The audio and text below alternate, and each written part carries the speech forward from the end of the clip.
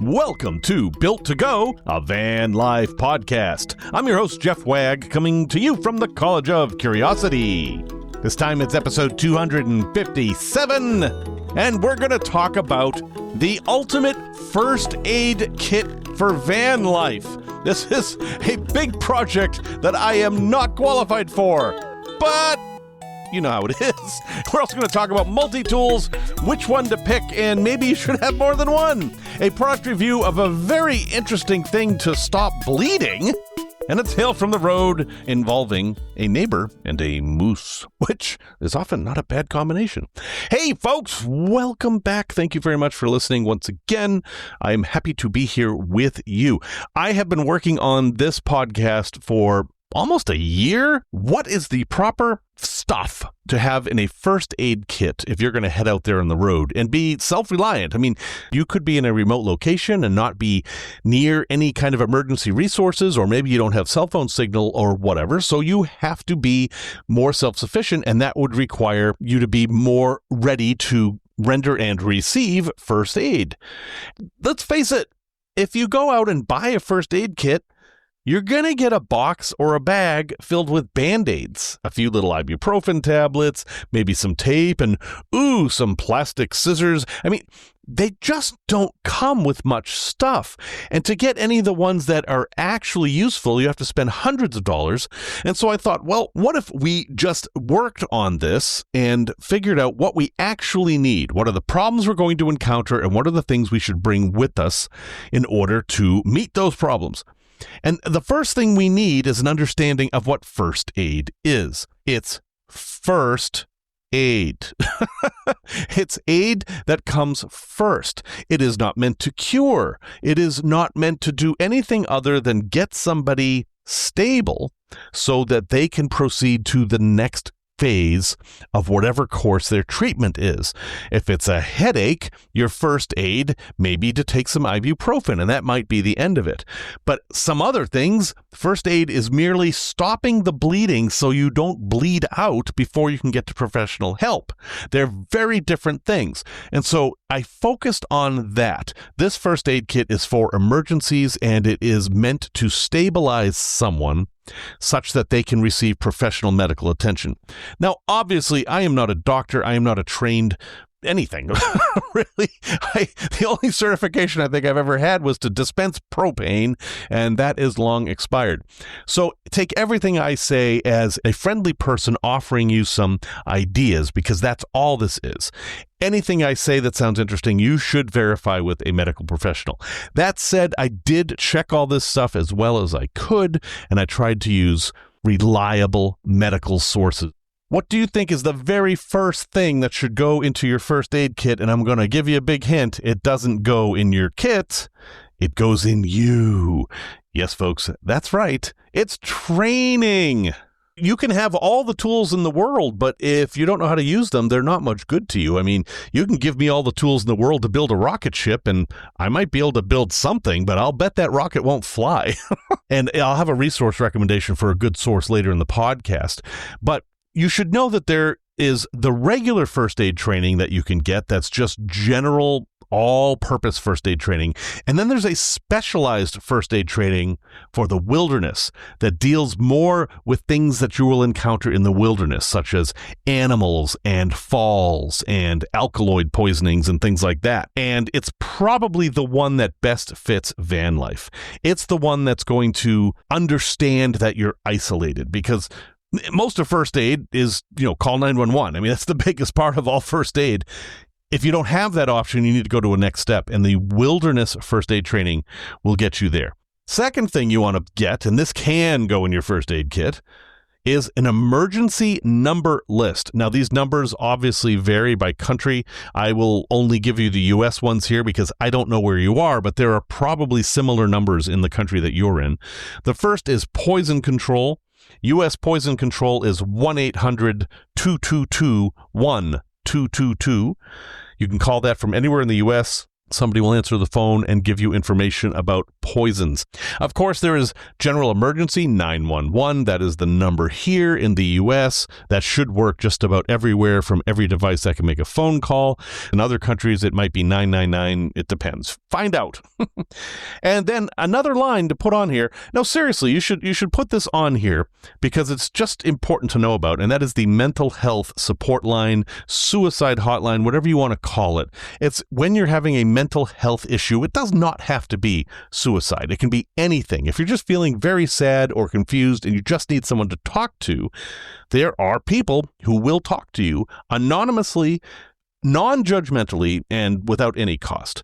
And the U.S. has set up a system called 988, and literally write these down on a card or on the lid of your first aid kit so you don't have to think, because that's the thing. When you are in a situation where you need to render first aid, thinking is hard. There's a lot of stuff going on, and just having a number written down can be one less little thing to think about. And do that for whatever country you're in, and add whatever numbers you think apply. And it's not a bad idea to do the research and find out where your nearest emergency room is, where your nearest hospital is, that kind of stuff, and also add that on there. And we already have a pretty good first aid kit. But let's get into this stuff. And yes, this will be long. I'm going to skip the news for this podcast because it's going to be so long. First thing you need is a bag or a case. I'm not going to recommend a specific one necessarily. It should be something colorful. It should be something portable. It should be stored somewhere where you can just grab it and go. I think soft-sided ones are better than hard plastic ones. You can argue that the hard plastic ones protect the things better, but the soft-sided one is more flexible. It fits in more places. It's easier to carry, etc., etc. If it's a bright color with reflective stuff on it, that's all the better. If it's really big and you're going to be in a severe wilderness area, you may want to make it a backpack so it's easier to carry, but pick one. Pick any of them. It doesn't have to be expensive. It just has to be something that you know what it is, it's well labeled, and that somebody else could find if you sent them to your van to say, hey, get the first aid kit. Okay, now on to the stuff to put into the bag. And I should mention, this entire list with links to the subjects on Amazon is available in the show notes. And if you can't find it, send me a note at jeff@builttogo.com and I'll send you a link or a PDF or whatever you need. But yes, all this stuff is linked. So if I say something that doesn't make any sense, feel free to go to the show notes, look at the link and say, oh, that's what it is. Or if you disagree, please let me know, because I want this to kind of be an ongoing conversation. If you think I have stuff on here that doesn't make sense or I'm missing stuff, I think that's great. Okay, so what do we put in the bag? Yeah, okay, I tricked you. Now we're going to talk about things not to put in the bag, because there's a lot of first aid kit things that people think are essential that science no longer supports. First of those is hydrogen peroxide. Yeah, hydrogen peroxide is fun. You put it on a wound and it foams. It looks like a little volcano. It's like, ooh, it's not actually that great at disinfecting, and it actually does cause some tissue damage. So people don't use that anymore in medical things. So you can leave the hydrogen peroxide out. Another thing to leave out is snakebite kits. The current thinking on snakebite is that you don't do anything to it. You don't suck out the poison. You don't cut the little X's there. There's no tourniquets. You don't do any of that stuff. You can cover the wound with a gauze, but what you're going to do in every single case of snakebite is take that person to medical attention as soon as you possibly can. That is your mission. There's no treatment of the person. The treatment is to move that person to professional medical attention. Now, the good news is, at least in the U.S., obviously other countries have different snakes and different issues, is that deadly snake bites are very, very rare. Rattlesnakes, the one we hear about so often, only 1% of their bites contain venom. They don't want to waste their venom on you. They are typically biting you as a warning, and they think, and properly, that if they just bite you without injecting any venom, that'll be enough of a warning. So, yes, you should do all the things to avoid getting bit by a rattlesnake. That's no fun at all. An infection is always a risk, but it's not the death sentence the movies make it out to be. And all that stuff you've seen about spitting and sucking and cutting and all that, forget all of that. Your only mission is to get that person to help where they will receive antivenin if it's required. And the last thing is syrup of Ipecac. This is an old school thing, but it's basically this liquid you drink that makes you vomit instantly. And the thinking was that if you swallowed something bad, you should get it out, right? And so you swallow the stuff and vomit it up and you're good. Well, the new thinking from what I'm seeing is that forced vomiting is almost never indicated, and it can actually be more harmful. And so the current thing, and if someone out there is a trained medical professional and disagrees with me on this, please let me know, is to not induce vomiting, is to treat it a different way, and of course get them to medical attention. And we'll talk about that a little bit more in the list. Okay, enough teasing. Let's actually get to the stuff we're going to put in the bag. First thing is a Stop the Bleed kit. This is an entire kit. Its only purpose is to stop traumatic bleeding. If someone gets a deep gash or actually loses a digit or a limb or something like that, this is the kit you want, and that's all it does is stop the bleeding. That's what it's for, is to prevent someone from bleeding out. They're not all that expensive. They come in packets all by themselves. They're even small enough to keep in your pockets in most cases. I'm not going to talk more about them because what you really need is training on how to use these things. So if you do get the Stop the Bleed kit, and I think you do want to do that, do the training. Understand what you're doing, because you can save a life with this one little thing that can cost $10. Very important thing. Number 2 is a pressure dressing, also known as an Israeli bandage, and it maintains pressure over a bleeding wound. This is if you have a chest wound, this is the kind of dressing you would put on that to stop bleeding there. After that, hemostatic gauze, also known as quick clot. This is a type of bandage that has a powder in it that will help clots. If you're in the woods and you have to take somebody out and you're going to have a period of time where they're traveling, this is the kind of thing that's going to keep them stable. Next on the list is blister tape, sometimes called moleskin.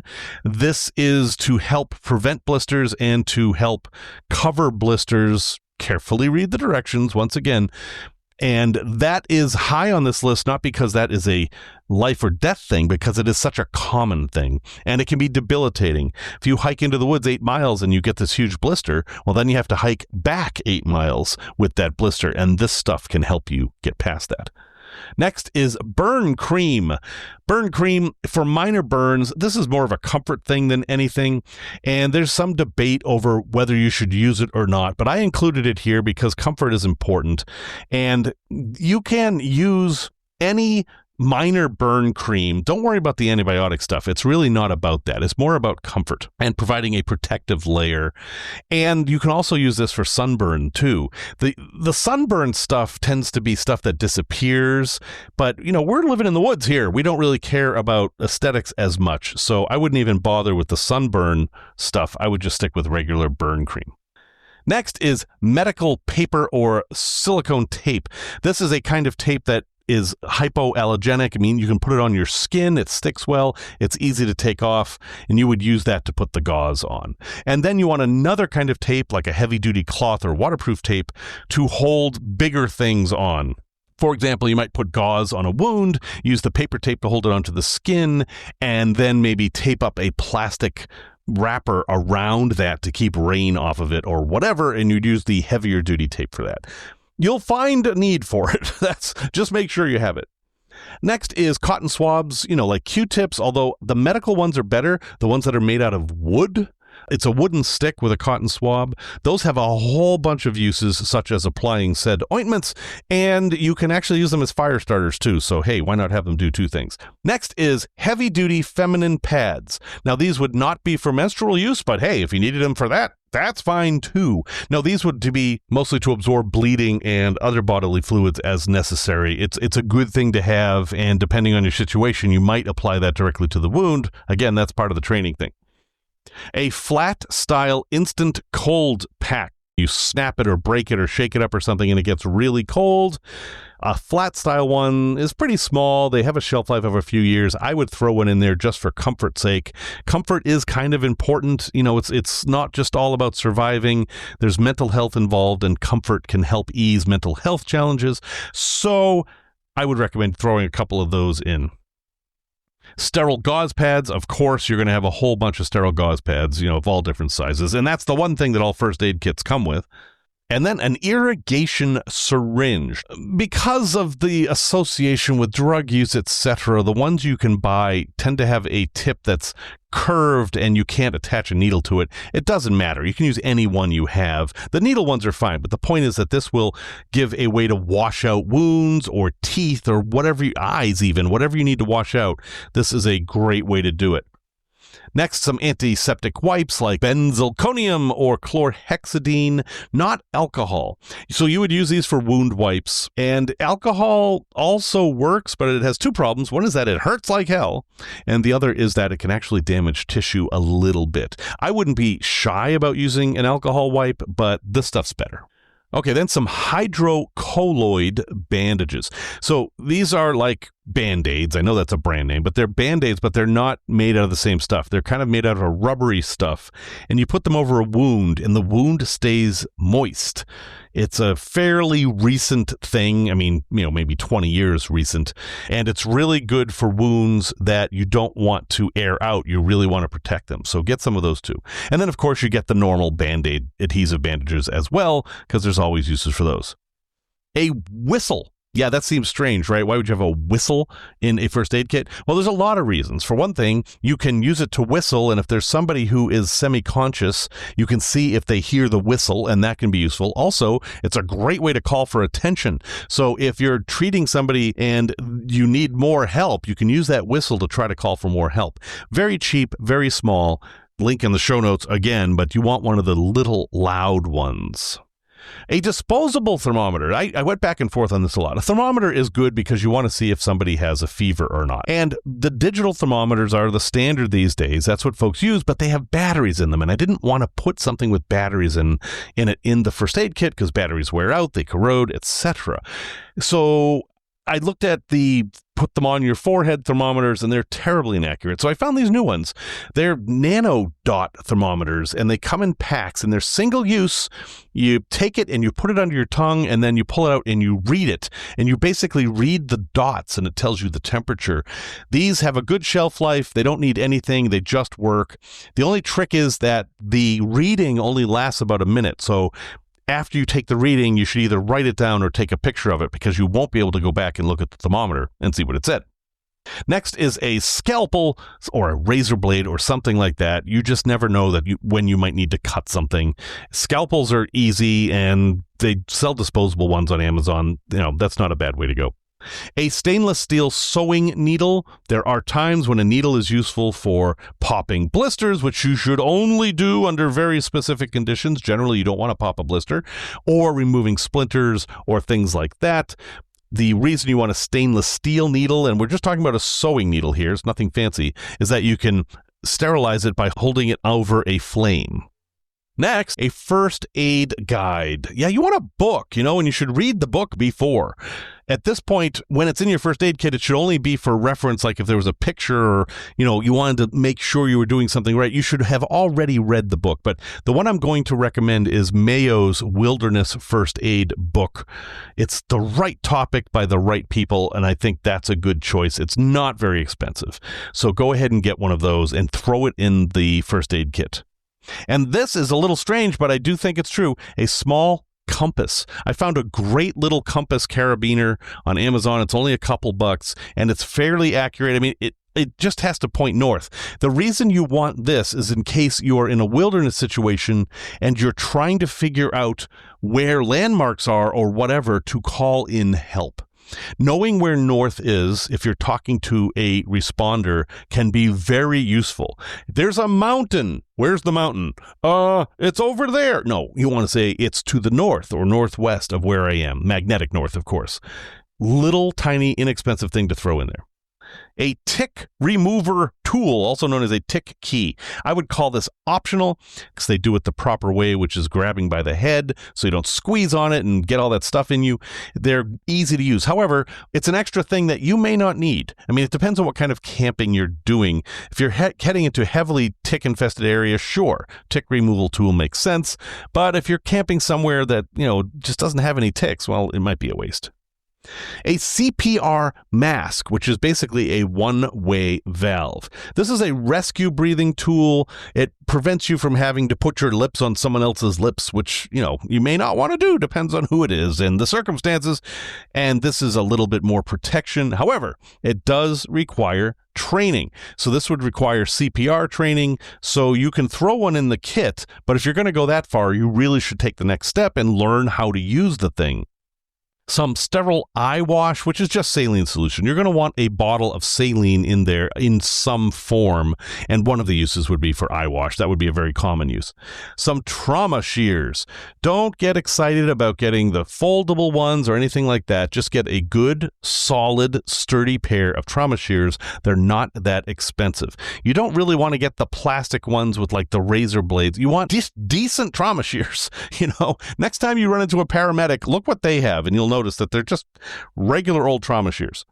Now, here's the danger with trauma shears. These things are good for cutting all kinds of things like chicken bones and blister packs and all that stuff. I'm going to recommend you actually get 2 trauma shears. You put one in the first aid kit and you put one in your junk drawer, and then you don't use the one in your first aid kit and lose it, because that would be bad.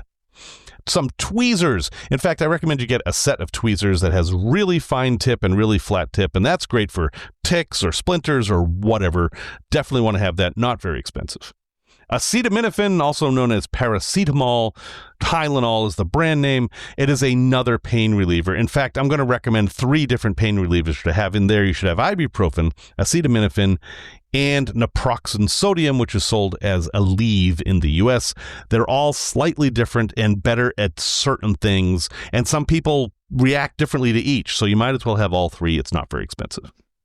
Some activated charcoal. You can buy activated charcoal in all kinds of forms, capsules and pills, something like that. This is something you would use if there was a suspected poisoning. Just suspected. That's all you need. You don't need to verify poisoning, whatever. This stuff cannot hurt you. It's absolutely fine to just take it. So if you're ever in doubt, just take it. Did you eat some berries over there? You don't feel good? Take some of this. That's what that's for.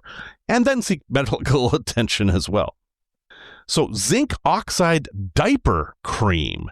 This stuff is magic. I mean, you can use this for all kinds of things. You can even put it on your nose in the summer, and it acts as a sun protectant. It's obviously good for, diaper issues, but it's also good for chafing on all different forms of your body and rashes, insect bites. It's better than calamine lotion. Calamine lotion is almost the same stuff, but it's liquid and it smells weird. Not that zinc oxide smells great, but, a zinc oxide cream like Desitin or one of those has so many uses. It's very inexpensive. It keeps well, and I definitely think it should be in there. Some meclizine or diphenhydramine, it's motion sickness tablets. I like Bonine personally. Some people like Dramamine, whatever the heck you like.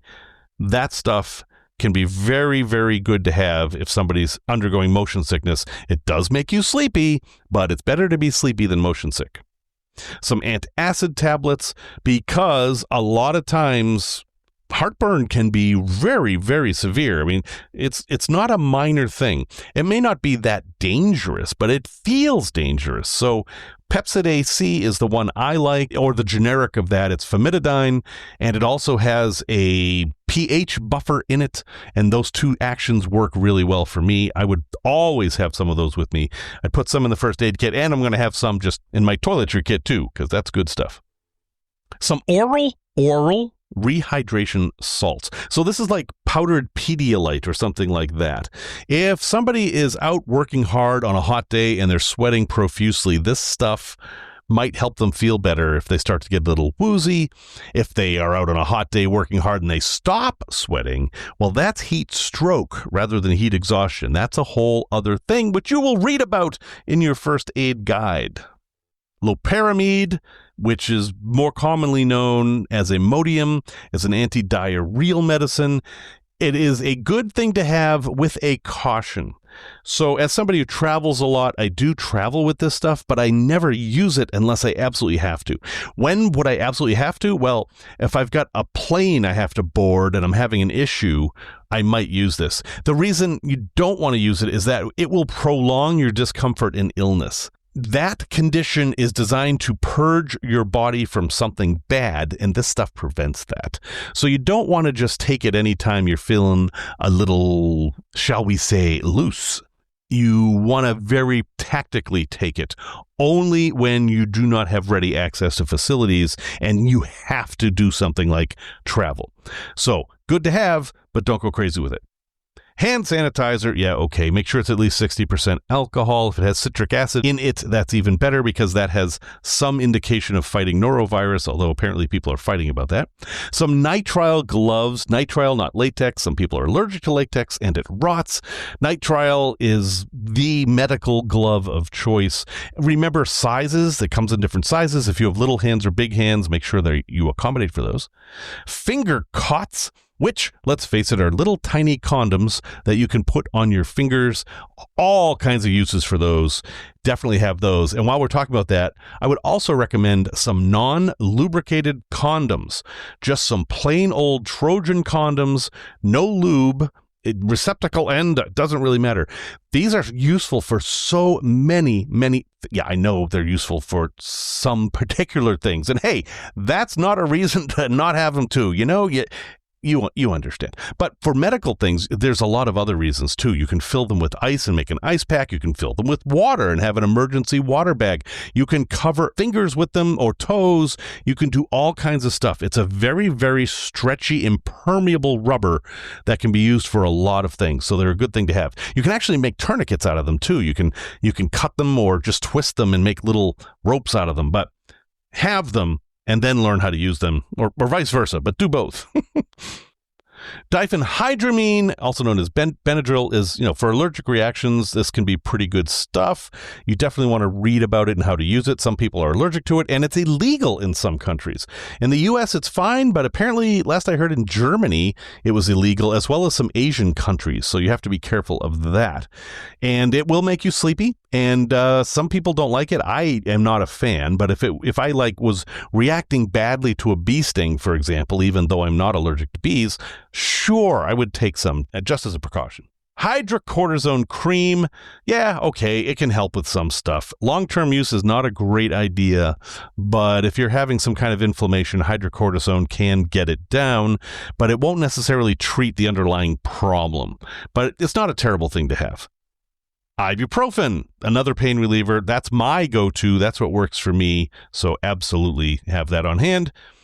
And then Loratadine or cetirizine, also known as Claritin and those kind of drugs. These are non-drowsy allergy relief medicines. Honestly, for me, they don't do all that much, but I know for other people, they're super important. They're useful, especially with allergy stuff, but you want to read the label and see what they're useful for, but not a bad thing to have. They can be a little bit expensive, so there's that. A 2-day emergency supply of essential personal meds. So if you are somebody who's on prescriptions like I am, it would be a very good idea to have a 2-day supply of those meds traveling with you. And you won't take them. They're not to take. There's just this 2-day buffer in case you're delayed in travel or you lose your medicine or whatever. Just a good thing to have. Now, getting them is tricky because in the U.S. anyway, insurance companies don't want to give you any more pills than you're supposed to take. A single pill would be a travesty. So one thing you can do, and this is a little bit of a trick, you can go to a pharmacy in the U.S. anyway and say, hey, I lost my drugs. Can you give me an emergency supply? And as long as you can somehow prove that you have a prescription for these drugs and they're not controlled drugs, they will give you a few days worth, and then you can just keep those and not use them. Controlled substances is a whole other thing. I should actually do a whole podcast on how to get controlled substances that are prescribed to you when you are on the road, because that's very difficult. But you understand, have an emergency supply of the drugs that you need. Hard candy, or preferably glucose tablets. Why do you have that? Well, this is for people who are experiencing super low blood sugar. Maybe they're diabetic and they overinsulated or whatever. It's a simple little thing to put in there, and it can actually help a lot in some circumstances. I've heard that glucose tablets are actually better than like Jolly Ranchers, but I don't think it matters that much. The point is that it's glucose, so not a bad thing to have in there. This was a little controversial, but I don't think it should be. Naloxone. Naloxone is a nasal spray that instantly overcomes an opioid problem. If somebody has taken heroin or fentanyl or whatever the heck they've taken and they've OD'd, a single spray of naloxone in their nose will wake them up and cancel out the drug. It's like magic. It really is like magic. Now, they won't be happy that you did this. They'll be quite angry with you, but they won't be dead. So that's a good thing. And naloxone now is available over the counter in all 50 U.S. states. Not necessarily cheap, but there are programs where they give it away for free. And though I don't use opioids, unless I've had surgery, and then even then I don't want to use them, it's very unlikely I will need naloxone. I will be on the road in all different places with all different people, and the chances of me encountering somebody who needs it is not zero. So I figure, why not just throw it in the case? And last on the list, a permanent marker. Like a Sharpie, although I think there are better ones than Sharpies. I have a link in this document to the Milwaukee industrial markers that I think are better because they will write on basically anything. If you've got like a greasy piece of metal, you can write on it. And the reason you want to have this is so if you were to apply a tourniquet, which you should only do with very specific medical instruction, you would write next to the tourniquet what time you put it on there so people would know. If you were in a situation where you had to leave a victim for some reason, you could write all their pertinent information on them. You know, if you knew their blood type, how long they were there, what condition they had, their name, whatever.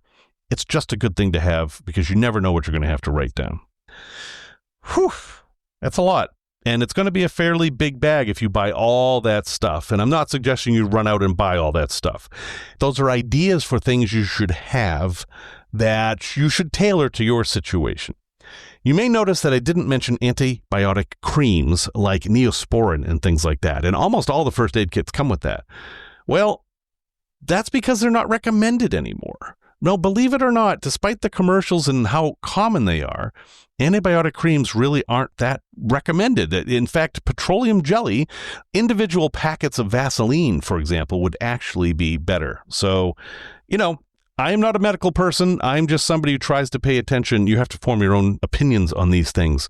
But that was my effort at making a van life first aid kit list. Oh, and how much would that cost? I don't know, but the price range based on what I can figure, depending on how you did it, is between $155 to $230. So let's say up to $250. And of course, there's no upper limit. You can get fancier and fancier and fancier. And after all that, the most important thing I said was that you should get training. And that training should include avoiding needing first aid. Thanks to Denier and David the Ghost, you know who you are, who bought me a gallon of diesel. And also, quick side note here, buymeacoffee.com/built2go. That's how you support the show, right? And if you want to have the show continue without ads, you will go to buymeacoffee.com/built2go and buy me a gallon of diesel. Then when there's no ads, everyone's happy. I'm happy. Okay. David the Ghost did something different. He went out. Well, he didn't go out. He went on his computer and bought me a very, very nice gift directly related to van life. And I'm not encouraging people to do this, but if you want to, it's totally fine. You know, he sent me a Leatherman signal, which I'm going to talk about in a bit. And I am just so thrilled with this thing. Anyway, more on that later. But special thank you to David the Ghost. That was super, super kind of you. And thank you to all the people who donate every month. I absolutely appreciate it. Tech Talk. Yeah, I'm skipping news. Tech Talk. So we're going to talk about multi-tools. So I had this incident recently where my Leatherman wingman, which has been in my pocket for 10 years, suddenly wasn't in my pocket, and I was panicked a bit. And after the appropriate amount of time, I gave up and figured it was lost, and then went out and bought a new Leatherman, and it was stolen by some porch pirate. And then I got the new one, which I decided on the Leatherman wave, and went out to my truck, and there was my wingman sitting in the seat. So if you ever want to find something you've lost, just buy a replacement, and it will be there. However, I just have a lot of multi-tools now, and I thought maybe we should address the topic of multi-tools for van life If you're not familiar with multi-tools, they are like grown-up versions of Swiss Army knives. I don't think Swiss Army knives are really all that useful, to be honest. I think the small ones that fit in your pocket on your keychain are just fine. But once you get into the bigger ones with, the saws and the magnifying glasses and the pens and the nuclear reactors and all that kind of stuff they squeeze into there, using any one of those tools is actually quite difficult. Multi-tools, which I think were the modern concept of them, was founded by Tim Leatherman, which is why they're called Leatherman. They're not meant for leatherworking, though you can use them for that, is that they're usable. They're actually useful tools. And I have always found that Leatherman tools have been usable and useful, and I'm a fan, but I'm not afraid to use a Gerber or a Schrade or any of those other brands as well.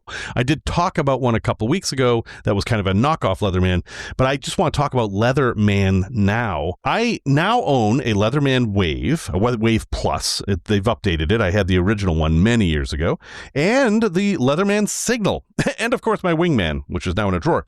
Which is the right one of these for van life? Well, first off, they're very expensive, right? They're over $100, $110, $120, $130.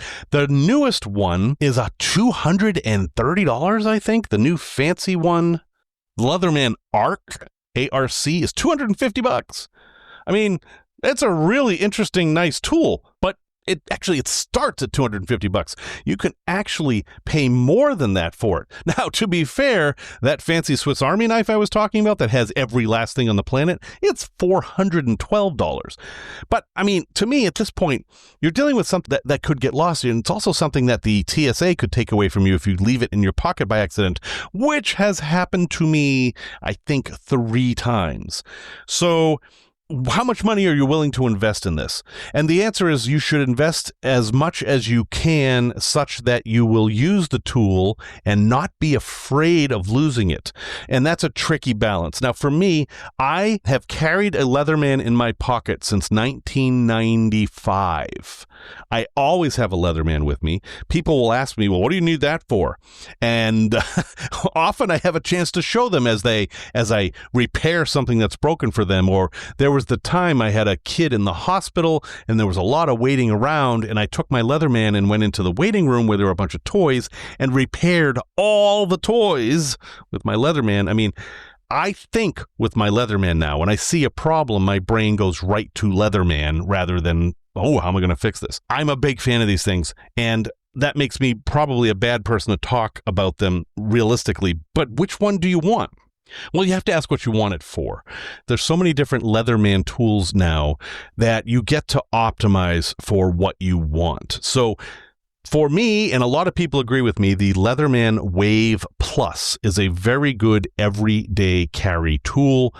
You fit it in your pocket and you have just about everything you could need. It has little tiny screwdrivers. It has big screwdrivers. It has a saw. It has 2 blades, one of which is rugged. It has a can opener because you never know when you need to open a can. It also has scissors, which, believe it or not, is one of the most common tools I use. And it has locking blades and a really nice pair of pliers. So that is a good one to consider, the Leatherman Wave Plus. But it's like $120. It's not cheap. Also, it's very heavy. And while it does have a clip to put in your pocket, it can still fall out. So anyway, that's everyday carry. That's what I carry with me all the time. When I am at Tiki Bago Land or camping, however, my new carry for that, thanks to David the Ghost, is going to be the Leatherman Signal. This is a slightly different tool. Actually, it's quite a different tool. It's much more modern than the Wave. The Wave now is 25 years old. This has new thinking in it, and it has a really weird set of tools in it. It has a hammer. Yeah, it's a hammer, like for putting in tent stakes. It has a fire starter. It has a knife sharpener. It has the screwdriver, like we mentioned, but it also has a whistle. Remember, we mentioned the whistle. Whistles are a good thing to have. I mean, this is a tool meant to be used while camping. Also, it's interesting. You can take this one apart with a simple Torx bit and like clean it and refurbish it and stuff, whereas most Leatherman tools, you need a security bit to do, so you're not supposed to do that. Anyway, this is a little bit more than the Leatherman Wave. It's fairly simple, but for me, this is a better tool for the actual camping experience. Now, if you're building out a van, I would recommend going higher with something like a Charge, although I don't think they make those anymore, a Surge. There's a whole line of heavy-duty Leatherman tools that would be more useful for building out. Now, like I said, I built out both of the vans that I built out with a wingman, the little tiny Leatherman, relatively little. It wasn't perfect, but it was what I had. I was able to get it to work. The bigger ones will be even better. However, you're probably going to wear them in a holster. The bottom line here is these are really good investments to have if you're doing van life. And after you use them for a while, they will become second nature, and you will no longer be wondering, how am I going to open this blister pack? Or, oh, I got to use my keys to open this package. Or there's this one branch in the way. If I could just cut that off. On and on and on. You just find all these uses for it, and it kind of opens up horizons. Now, there's a danger there, which is that you should always use the right tool for the job. And honestly, technically, the Leatherman is never the right tool for the job. It's just a tool that could possibly work that you have with you. But there's another maxim that says, the tool that you have with you is the proper tool. You can see there's a balance here that's not perfect. They're meant to be used for emergent things that you just need to do once rather than a whole bunch of repetitive stuff. Leatherman tools have the best warranty you can imagine. Something breaks, they replace it. End of story. No muss, no fuss. And yes, they're expensive, but boy, I really feel lost unless I have one in my pocket.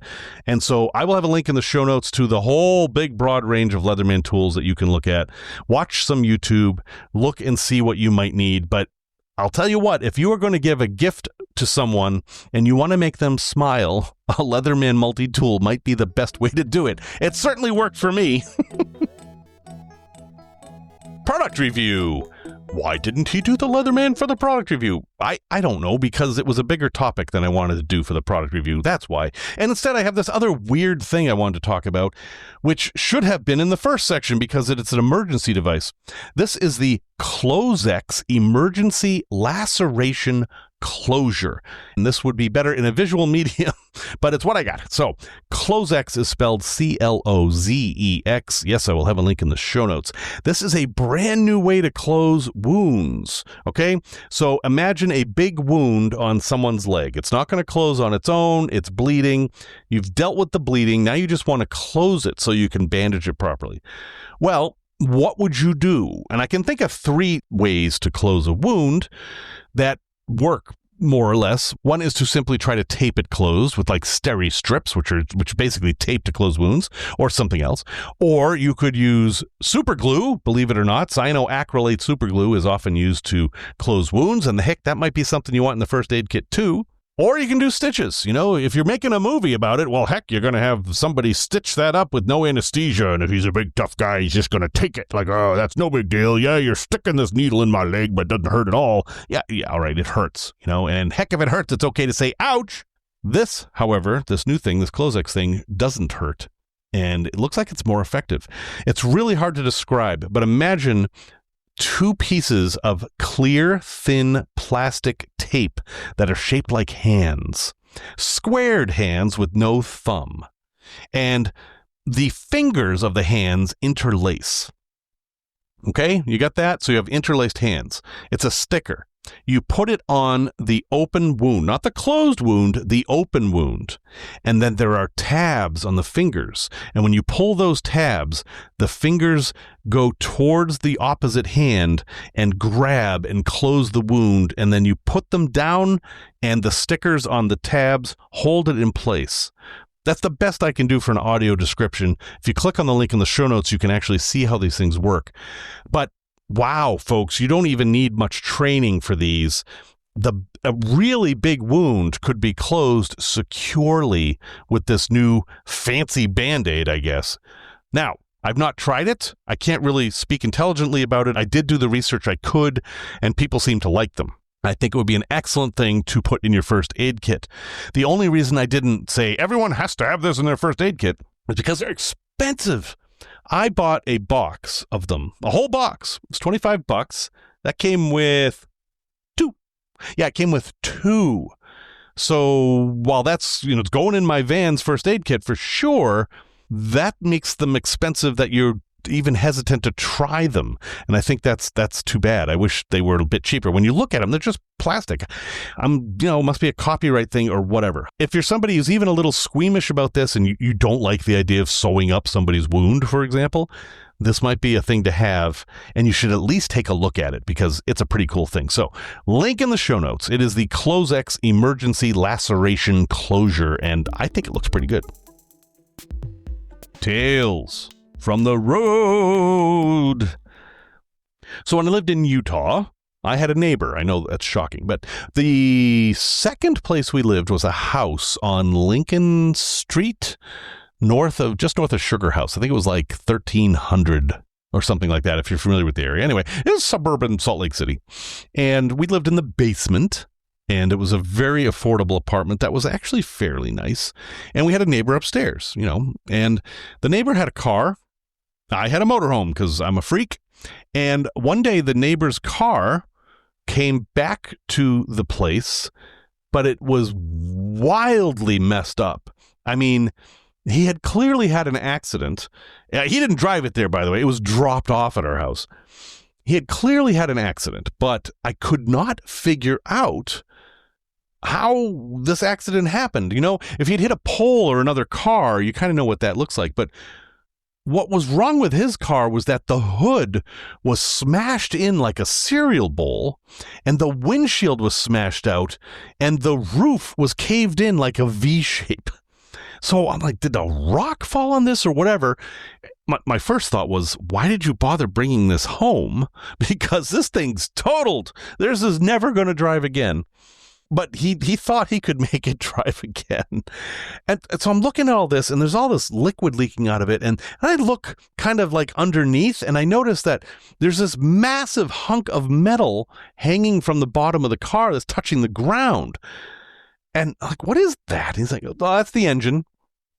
Like, the engine fell out? And he said, yeah, the engine totally fell out. It's actually sitting underneath the car now. Again, I'm thinking he's crazy. Why is he trying to fix this? But still, what happened? And so he told me the story. He was driving down I-80 heading into Salt Lake. So that's I-80 West. And if you've driven into Salt Lake City from Wyoming, it's a huge, huge hill that winds around a little bit, and it goes kind of in this valley. And it's one of these hills you're going to put in low gear so you don't burn out your brakes and stuff. And it's very, very wide. It's not hard to drive, but it's very dark at night. And he was driving at night, and he saw trees in the road. And he didn't have any time to react. There were just suddenly there's trees in the road. And before he could even ask the question, why are there trees in the road? Something hit the car, fell on the hood, through the windshield, onto the roof, and then behind the car. And so he didn't have any choice but to stop. The car was done. The engine had fallen out. And so he managed to get it over to the side just with the momentum after the crash. And he turned the car off, which was basically just a motion with the key. It wasn't running. Got out, had a hard time opening the door, managed to do it, was very thankful that where the crease in the roof wasn't where his head was. Tried to shut the door and couldn't, and went out and looked at his vehicle, and there was all this fluid leaking out of it, and it was making all these ticking noises, and yeah. Now, this was before cell phones, so he had to flag someone down for help, but fortunately that's a fairly well-patrolled area. State police came, helped him out. But he still wasn't exactly sure what had happened. He looked at the car, and there seemed like there might be some fur on there, and he thought, did I hit a deer? But a deer wouldn't do this. I mean, okay, it was a small car. If I remember, it was like an older, like 80s Toyota, not a huge car, but still a deer would not have done that much damage. And what was with the trees? When you hit a deer, you see these eyes that glow, and then you hit the deer. You didn't see any of that. There were no glowing eyes. Well, when the state police got there, they asked him what happened, and he was like, I hit something. And then they said, oh, where is it? And he said he didn't know. And they were looking for was a moose. He had hit a moose. And they were worried that that moose was injured and running around because moose are very, very dangerous. Now, as it happened, they were able to determine that the moose was not running around, that it was actually off in the bushes to the side of the road and was not likely to come back and bother anybody. So that's one thing. But yeah, this guy hit a moose. And so the reason I tell this story is because if you hit a moose, you are lucky to survive. This is different than hitting a deer. That's dangerous enough. Moose, not only do they weigh a lot more than deer, they're much taller than deer. And even if you're driving with your high beams on, you will not hit their eyes. So you don't get that flashback and say, oh, there's an animal in the road. You see trees in the road, which is their legs. And then it's through your windshield. My neighbor was very, very lucky that the moose landed the way it did, dispersed most of its energy into the hood, and then by the time it went over the roof, it was in the middle, it only got the middle of the roof and didn't crush him. Modern cars, I assume, maybe would be able to handle this a little better, but maybe not. So yeah, when you're driving in moose country, you've got to have your wits about you, and while putting on your high beams will help you detect deer, it's less effective at helping you to detect moose. You basically don't want to hit a moose. The story I just told was one of the more pleasant ones. Some of them are much, much more gruesome and deadly. A place to visit. One of my favorite places to visit in New England. In fact, when I did my oddnewengland.com website, which you can find on archives.org if you really want to find it, this was a big, big part of the site, and it's called the Curiosity Museum at the Old State House in Hartford, Connecticut. There was this guy named Seward, and he was a senator, and he collected all this crazy stuff and put it in this room, and that was in the 1840s, and that collection moved around, but at one point when the Old State House became a museum rather than a political building, they decided to recreate it, and it's up in the attic, and a lot of people visit this place and don't even find it. So when you go there, make sure you ask for it. But it's a true cabinet of curiosities, or a Wunderkammer, but it's a whole room, and it's filled with all kinds of crazy stuff. There's a hand of glory in there. That's something worth Googling. There is a Wimshurst machine. That's also worth Googling. There's a crocodile hanging from the ceiling. There's a two-headed cow. There's all these amazing curiosities, and they're curiosities from the point of view of an 18th century person. So some of the things you'd be like, well, all right, that's an alligator or a crocodile. I don't remember which. What's the big deal? Well, back then, if you were living in Connecticut, you had never seen anything like that, and there it was. So an interesting thing about this museum is that it's done in the old traditional style where there are no signs. There's no information. The hand of glory is just sitting there. It's just a hand. It's a human hand. It's a mummified human hand without any information on what it is or where it came from. But then when you Google Hand of Glory, you will see the story, and it's supposedly the hand of a robber who has been hanged. Anyway, it's a very cool, very curious place. But they do not have a guide. They don't have any signs. You're going to have to figure all this stuff out for yourself. And I think that's a lot of fun. So I'll have a link in the show notes. This is right in downtown Hartford, Connecticut, the old State House, not the new one. The whole place is a museum. There's lots to see there. And I'll have a link in the show notes, and it's at a weird URL for some reason, because government, Resource recommendation. Hey, since we were talking about all this first aid stuff, I thought I'd better give you a link to a good online wilderness survival certification. This is a 16-hour course, and you will be certified in wilderness first aid. And I think it would be a great thing for as many people to do as possible, especially if you're like a group leader or you're going to one of these big fests or something. This would be a nice thing to have. And it's done through an organization called survivalmed.org. There's a bunch of different ways you can do it. Some of it is virtual, like online learning, and then some of it's like with Zoom calls and all kinds of stuff. All you need is internet to do it. And I think it's a great idea. Again, another complicated URL, so you'll have to go to the show notes. But it's done by Survival Med. It's called an online wilderness first aid certification. And heck, I mean, that's a professional accreditate, that word there. It's one of those that you could use to get a job or something. I don't know, but it makes you look good no matter what. Well, folks, thank you very much for listening to episode 257. Music, as always, is by Simon Wagg. If you need to get a hold of me for any reason, you can find me at builttogo.com, where you'll find links to Facebook group and Discord server, or by email at jeff@builttogo.com. That's 2 T's, not 3, not 1. Until next time, remember the words of Mark Twain, who said, "Broad, wholesome, charitable views of men and things cannot be acquired by vegetating in one little corner of the earth all one's lifetime."